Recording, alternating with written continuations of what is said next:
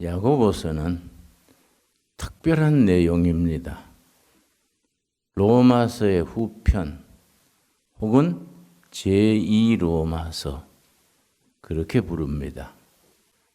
야고보서를 왜 로마서의 후편이라고 하느냐?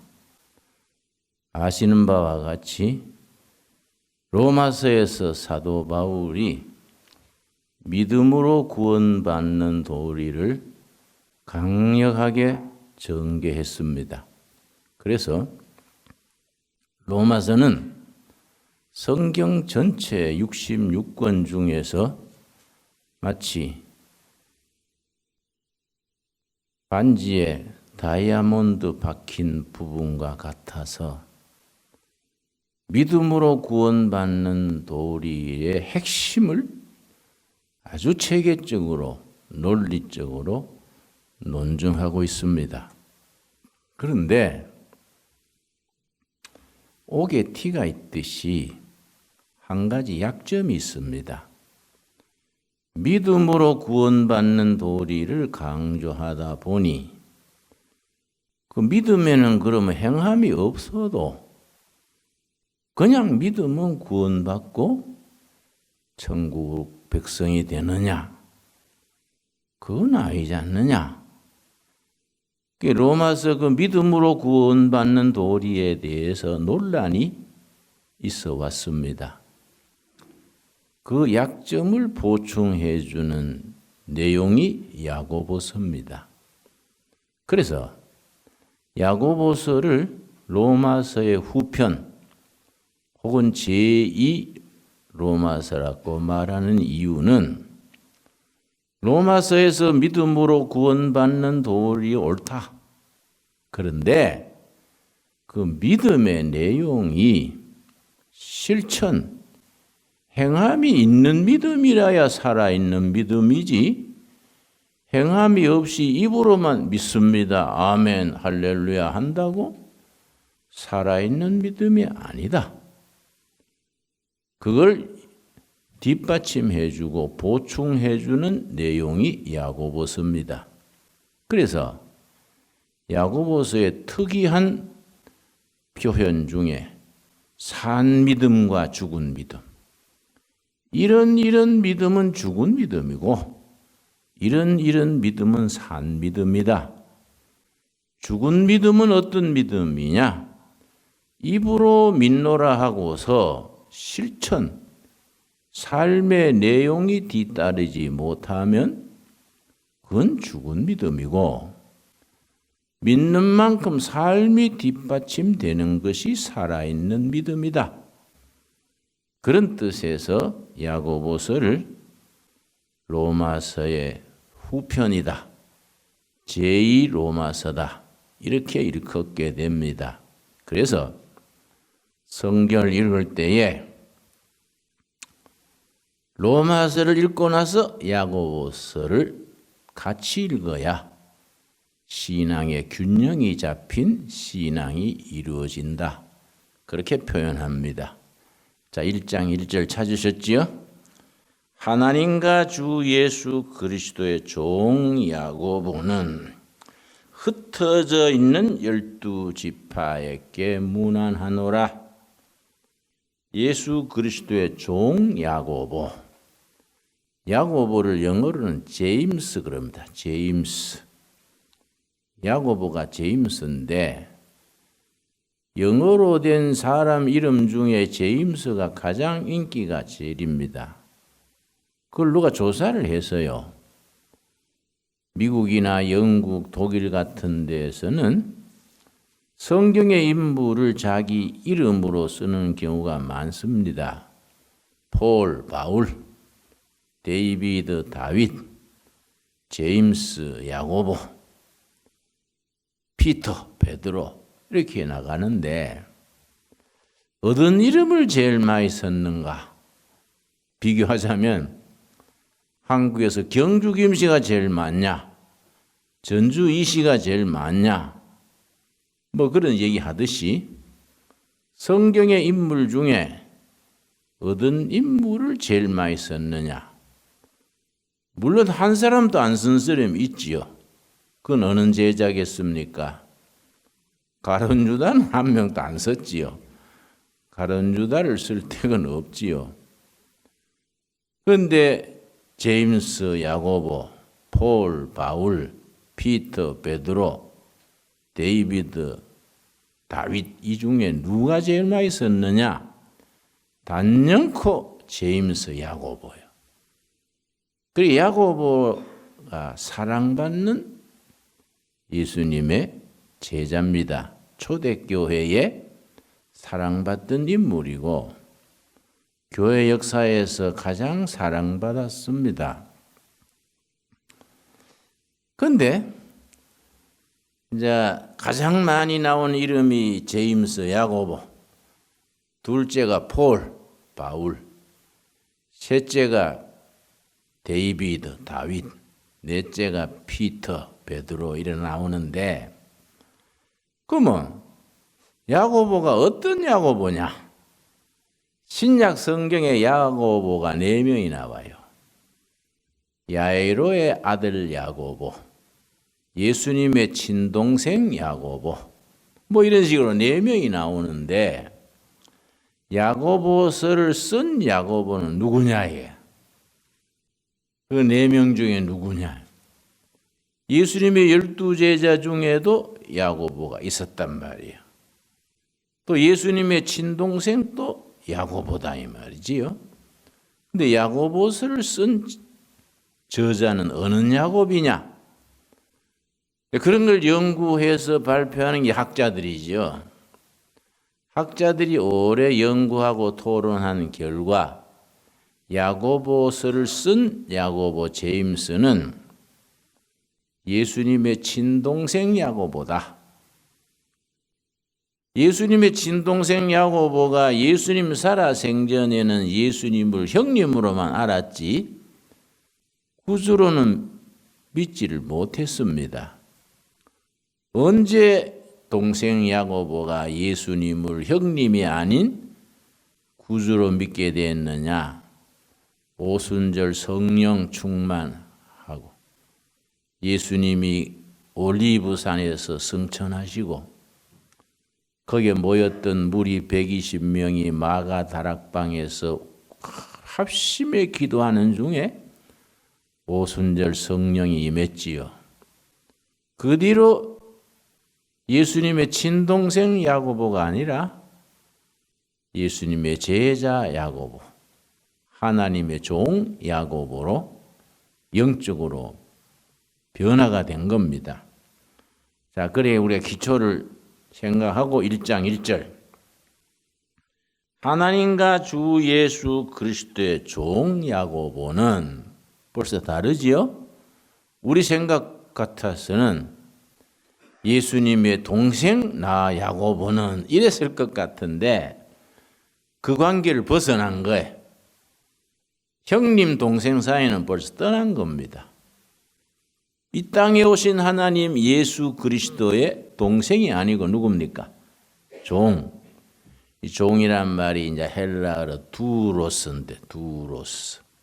이거는 주인에게 생탈 역탈권을 완전히 맡긴 종입니다. 죽으라면 죽고 뭐 모든 걸 맡기는 거예요. 이게 이제 두로스 종. 예수 그리스도의 종 야고보는 다르지요? 예수 그리스도의 동생, 친동생 야고보는 형님 모시고 있으면서 듣고 본 것을 기록하노라 이게 아니야. 예수 그리스도의 두로스 종 야고보는 흩어져 있는 12지파에게 문안하노라. 흩어져 있는 12지파 이런 구절이 참 성경 본문에는 중요합니다. 성경 본문에는 뭐라고 되어 있느냐 하면은 디아스포라 12지파에게 문안한다. 왜 디아스포라 12지파냐? 이스라엘 12지파가 사방에 흩어져 있는 겁니다. 예루살렘 한 군데 모여 있는 게 아니라 사방에 흩어져 있는 12지파. 이스라엘 12지파를 말하는데 우리는 종족적으로 이스라엘 백성들이 아니지 않습니까? 우리가 인종적으로 12지파에 속한 것이 아닌데 하나님의 백성으로 영적 이스라엘 12지파지요. 그런데 하나님의 백성 영적 이스라엘 12지파가 사방에 흩어져 있지요.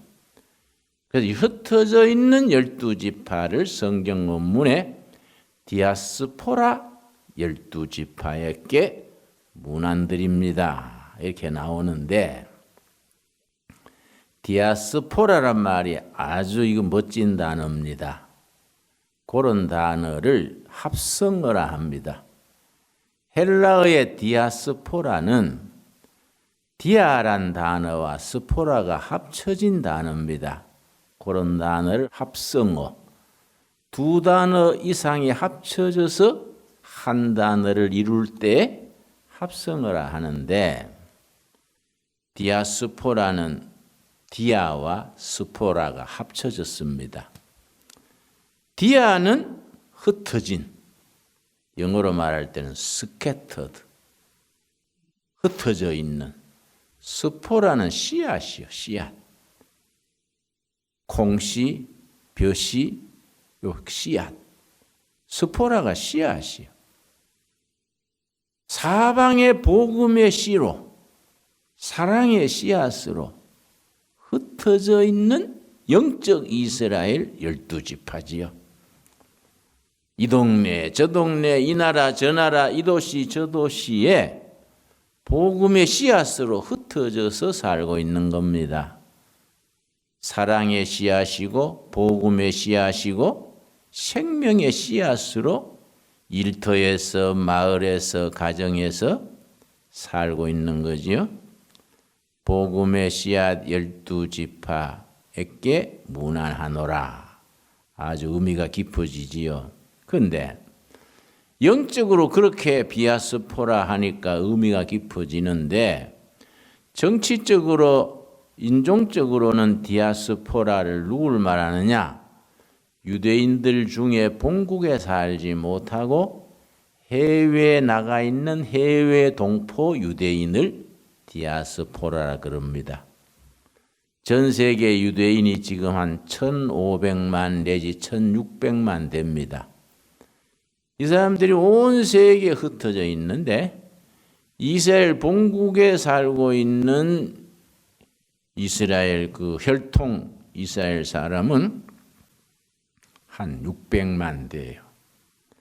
나머지 900만 내지 1,000만은 세계에 흩어져 있습니다. 이 디아스포라예요. 그래서 인종적으로는 이스라엘 가나안 땅 본국에 살지 못하고 해외에 나가서 흩어져 살고 있는 유대인들을 디아스포라 12지파라고 말하는데 그는 인종적으로 혈통으로 하는 말이고 성경에 디아스포라가 들어오면 의미가 달라지지요. 온 나라 온 도시의 복음의 씨앗으로 생명의 씨앗으로 사랑의 전파자로 흩어져 살고 있는 영적 이스라엘 디아스포라. 이렇게 이제 의미가 깊어지는 겁니다. 자, 2절. 내 형제들아 너희가 여러 가지 시험을 당하거든 온전히 기쁘게 여기라. 영적 이스라엘로 각 도시, 마을, 일터에서 흩어져 살고 있는 하나님의 백성들에게 하나님 믿고 은혜 받았다고 모든 게 순탄한 건 아니다. 시험이 있고 고난이 있고 환난이 있다. 특별히 제임스 야고보가 야고보서를 쓴 시기는 대핍박이 임했을 때 야고보가 순교했습니다.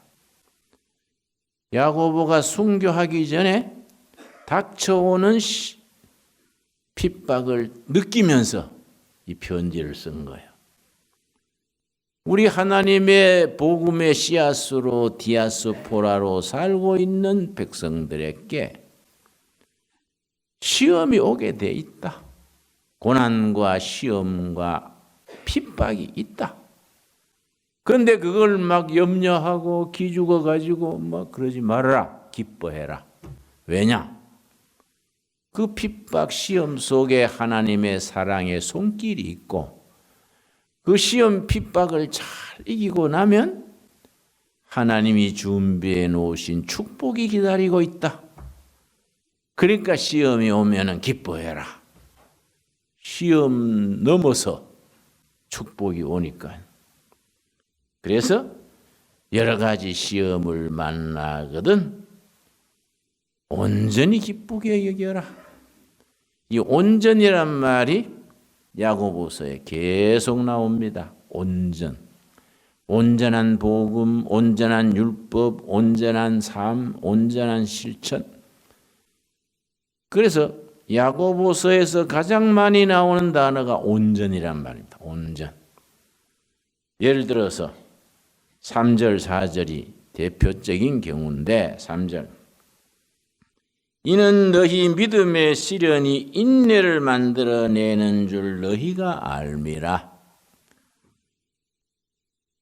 믿음으로 시험을 이기고 나가면 인내가 쌓인다. 인내 점수가 오르는 거지요. 이는 너희 믿음의 시련이 인내를 만들어내는 줄 너희들이 알고 있다. 인내는 뭘 가져오느냐? 4절. 인내를 온전히 이루라. 이는 너희로 온전하고 구비하여 조금도 부족함이 없게 하려 함이라. 시험, 핍박, 고난이 왜 오느냐? 인내를 이루어 가지고 부족함이 없는 크리스찬, 온전한 사람, 교인다운 교인, 하나님의 자녀로서 부족함이 없는 은혜를 누리고 성도답게 사는 온전한 성도가 되게 하기 위해서 시험이 온다. 시험을 온전히 이겨라. 시험은 인내를 낳는다. 인내는 뭐이 가져오느냐? 온전하여 구비함이 갖춘 믿음의 사람을 이루어 주신다. 귀한 말씀이지요. 그런데 야고보서 2장에는 하나님의 자녀, 세상에서 디아스포라, 흩어진 복음의 씨앗으로 살고 있는 하나님의 자녀들에게 시험이 오는데 그 시험이 두 가지야. 두 가지. 그 시험 두 가지를 잘 이해해야 됩니다. 첫째는 하늘로부터 오는 시험, 하나님이 주시는 시험이에요. 첫째는. 둘째는 자기의 혈기, 정욕, 욕심으로 오는 시험이에요. 자, 하나님이 주시는 시험은 어디에 나오느냐? 1장 12절. 1장 12절. 시험을 참는 자는 복이 있나니 이는 시련을 견디어낸 자가 주께서 자기를 사랑하는 자들에게 약속하신 생명의 면류관을 얻을 것이기 때문이다. 하나님이 허락하시는 시험은 인내로 이기고 나가면 생명의 면류관, 상급이 기다리고 있다. 13절. 사람이 시험 받을 때 내가 하나님께 시험을 받는다 하지 말라. 이렇게 나오는데 두 번째 시험은 자기 욕심, 정욕, 혈기로 오는 시험입니다. 14절, 1장 14절. 오직 각 사람이 시험을 받는 것은 자기 욕심에 끌려 미혹됨이니. 15절 같이 읽겠습니다. 욕심이 잉태한 즉 죄를 낳고 죄가 장성한 즉 사망을 낳느니라. 자기 욕심 때문에 시험이 온다. 욕심 때문에 오는 시험은 그 시험이 자라서 죄를 낳고 죄의 종점은 사망이다. 사망으로 이르게 하는 시험, 정욕, 욕심으로 오는 시험. 첫 번째 시험은 뭐라 했습니까? 하나님이 주시는 시험은 그 시험을 이기고 나면은 예비하신 면류관 축복이 있다. 자, 그러면 하나님의 자녀들에게 두 가지 시험이 오는데 하나님이 주시는 시험은 어떻게 해야 되느냐? 그 시험에 순종하면 하나님이 예비하신 축복이 임하는 겁니다. 대표적으로 창세기 22장 하나님께서 아브라함에게 네 사랑하는 아들 이삭을 제물로 바쳐라. 뭐 신학교 보내라, 선교사로 보내라 이게 아니고 구약시대 제사는 죽여서 피를 쏟고 각을 뜨고 이래서 장작불에 제사를 지내는 거예요. 네 사랑하는 아들 이삭을 제물로 바쳐라. 큰일 난 거예요. 창세기 22장이지요. 아브라함이 밤새 잠을 잤겠습니까? 하나님이 취소 안 하시려나? 내가 헛소리 들은 거 아닌가? 뭐 별 생각 다 했겠지요. 그러나 아침 일찍 일어나서 아들 데리고 모리아산 제물을 드리는 제사터로 간 겁니다.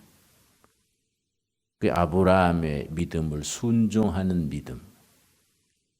하나님이 주시는 시험은 순종하면 결국은 하나님이 아브라함의 아들 죽이려 할 때에 아브라함아 네 아들에게 손대지 말아라. 네가 그만하면 됐다. 네 믿음의 조상 자격이 있다. 그리고 아들을 살린 대신에 옆에 보니까 숫양이 뿔이 풀에 걸려서 못 가고 있는 거예요. 하나님이 미리 제물을 준비해 놓으셨구나. 그래서 여호와 이레. 여호와 이레란 말 아시지요? 하나님이 미리 준비해 놓으셨다. 이게 우리한테 어떤 말씀이냐? 하나님이 주시는 시험, 영적인 시험은 우리가 순종하면 하나님이 예비해 놓으신 축복이 기다리고 있는 겁니다. 그 축복을 여호와 이레. 여호와 이레.